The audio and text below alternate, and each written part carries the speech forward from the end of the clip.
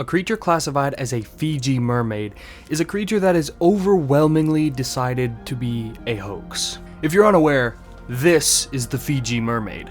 It was created by sewing the back half of a fish to the front half of a monkey. Back in 1822, an American sea captain bought it off some Japanese sailors for $6,000. And eventually it ended up in the possession of a dude named Barnum, who put it in his very own museum. I wish I could make $6,000 off of some weird janked up creature that I created. Like, I could buy a car.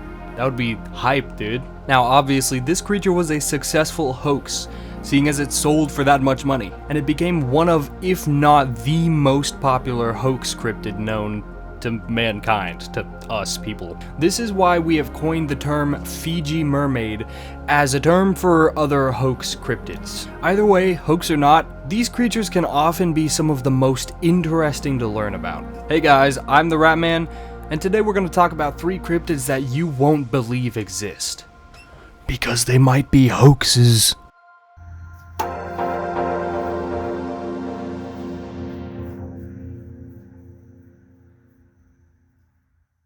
Alright, I'm starting out strong today with the Antarctic SpiderStrider. Now, this creature first appeared on the 4chan X board. I actually remember listening to this story a couple of years back.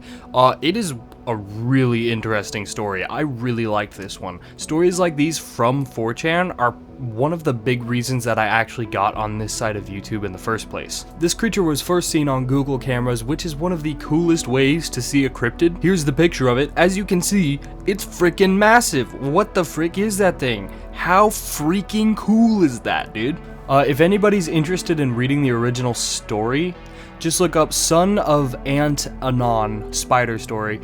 You'll find it pretty easily. It's usually at the top. Now in this story, OP claimed that his father was stationed at the McMurdo Antarctic Station. He ran into these creatures on more than one occasion. Now these creatures lived alongside another species that was kind of similar, but like way bigger, and it's thought that maybe these spiders grow into the bigger ones that we call striders, which is what we see on the Google Maps image. Now, the spiders were compared to the parasite from the movie Cloverfield.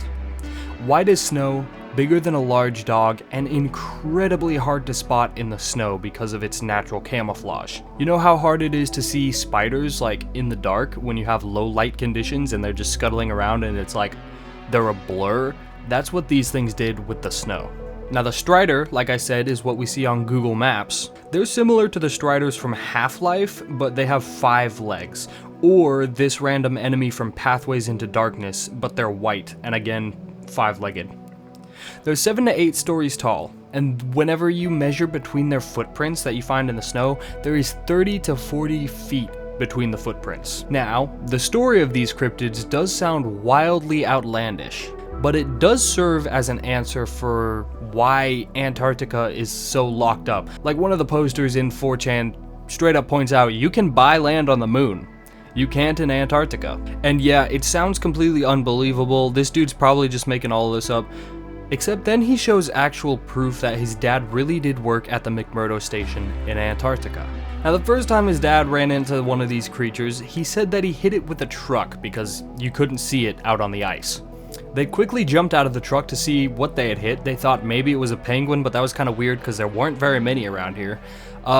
They turn around and see this creature halfway buried in the snow and like crumpled up like spiders do. The man that OP's dad was with quickly told him to get back in the car and drive. Now, just interesting note of the Striders, they only come out at night and in snowstorms. So oftentimes you'll only see their footprints, but on occasion you would actually see one of them looming around, and it's like terrifying. They're horrifically fast. Now these creatures were thought to be melted out of the ice, or they lived in the ravines in Antarctica and we accidentally stumbled upon them and let them back up to the surface. Somebody else had a theory that the military just straight up created them, showing like a crazy feat for bioengineering. Either way, whether they were created or found, it is agreed that the military was experimenting on them, and they housed them, some of them, in a gray building nearby to the McMurdo station that Anand's dad was not allowed to go into, but he was able to see it from where his base was at. What do you think of these things? They are so freaking cool. I love, like, ice Antarctic cryptids. I've actually got a video or a whole list of cryptids worked out for a longer video about things from, like, Alaska. Those creatures are so creative and cool. I love ice cryptids, dude. Next up is the Niigata giant hand. I apologize if I don't pronounce these names right. It's Japanese names. I'm good with Russian. This story originates from Jotsu City, Niigata Prefecture in Japan. The story was first published to 2chan, which is the Japanese version of 4chan. On December 2nd, 1990, a giant hand-looking object fell out of the sky into a rice field. Upon the impact, the hand made a really loud roaring sound, kind of like metal scraping metal, but it sounded more like organic, and it didn't stop until the hand was disposed of by the self-defense forces later that night. Now, they also mobilized a bunch of snowplows in order to have something to blame the roaring noise on without causing a big ruckus and letting people know that there was just a giant hand that fell out of the sky sitting in one of those rice fields. People think that the hand came from a giant extraterrestrial creature. How its hand was severed? I got no idea. How they came to the conclusion that it was a giant extraterrestrial creature? I got no idea.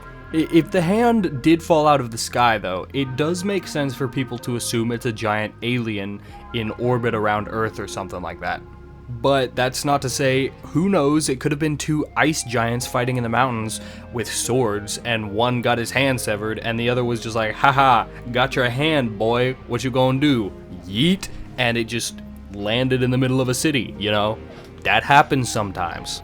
Now, the 2chan story claims that this was published in a news article from the Niigata Nippo. It was a local newspaper, but nobody was actually able to find any archived reports of this happening, which puts it a little bit closer to the hoax category. On top of this, when we trace the weather records and stuff, we can see that there was no snow around the time of this incident happening, so snowplows as an excuse is kind of like out. Like, that doesn't really make sense.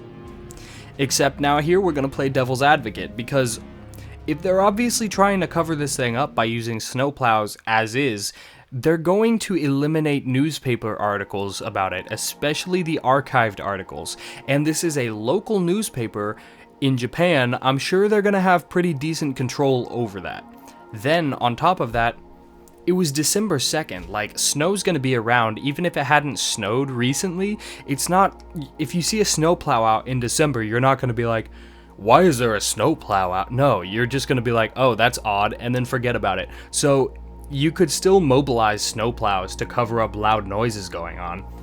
It's not like out of the question. It's not something that weird, you know what I'm saying? This one's really interesting. I don't feel like it actually deserves the Fiji mermaid hoax category. It's close enough that it's like, it has some merit. Like, maybe not a ton of merit, but more merit than some cryptids that don't have that classification. So, I haven't heard of anything like this before. I actually really like it. The only other actual, like, giant extraterrestrial that I've heard of is the Apollo 8 space squid, and that thing is 100% a hoax. Like, not even a hoax, it's just, like, stupid. I would like to hear more stories about giant aliens. Alright, last one on our list, we've got a really funky one. It's the Hothead naked ice borer. Guess what?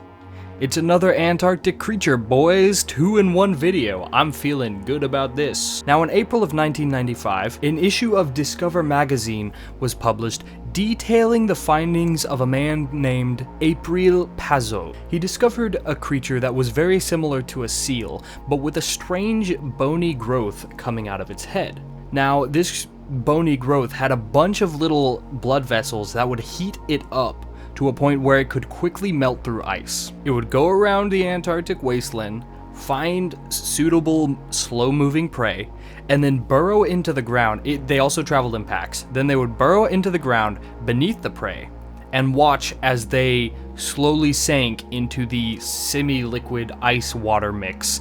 And they'd sink down into these burrows that they created, and all of them would join up in the same burrow and pounce it, and that was it. It was dead. It was gone. Now, this article claims that a man named Philip Poisson disappeared in 1837. It's thought that he might have been eaten by one of these creatures, which is actually horrific. Now, why is this creature classified as a Fiji mermaid hoax? So, the name April Pazzo in Italian means April Fools, and the name Philip Poisson in French means April Fool. This article was also written by an editor of Discovery magazine who has written several other April Fool's articles for the thing, and it was in April. As cool as this creature is, it literally seems like it would be straight out of Subnautica 2 or something. It is most definitely a hoax. This one was just a funny joke, a haha prank, got you guys. It was actually like given a spot in Ripley's Believe It or Not though, which is pretty cool. And you know, it's a creative one. I really like it. So what did you think of those Fiji mermaid hoax cryptids? The Antarctic Striders, specifically, the big ones, oh my gosh, those are so hype. A giant hand falling out of the sky is something like so interesting. Like that could be the start of a novel or something. It's just a really cool idea. And the hot-headed borer guys, wonderful creature design. I really like that. Yo guys, if you wouldn't mind hitting that subscribe button, we're trying to hit 500 by the end of 2025. When I hit 500, I will go on a cryptid hunt.